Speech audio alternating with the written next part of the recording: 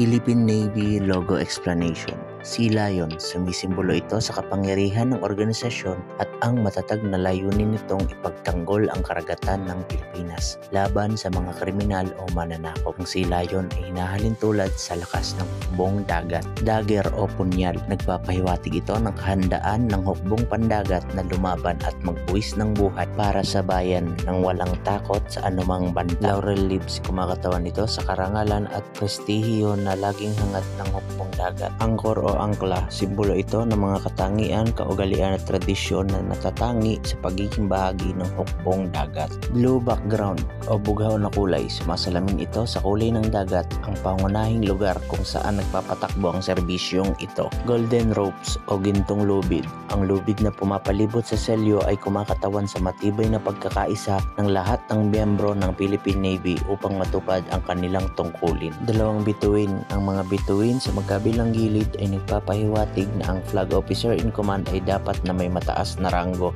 Ayon din sa isang pinagmulan, maaari itong kumatawan sa Philippine Fleet at Philippine Marine Corps, ang dalawang pangunahing puwersa ng hukbong dagat. Hukbong dagat ng Pilipinas, ang mga salitang nakasulat sa bilog ay tumutukoy sa pangalan ng unit na kilala bilang tagapagbantay ng mga karagatan ng Pilipinas.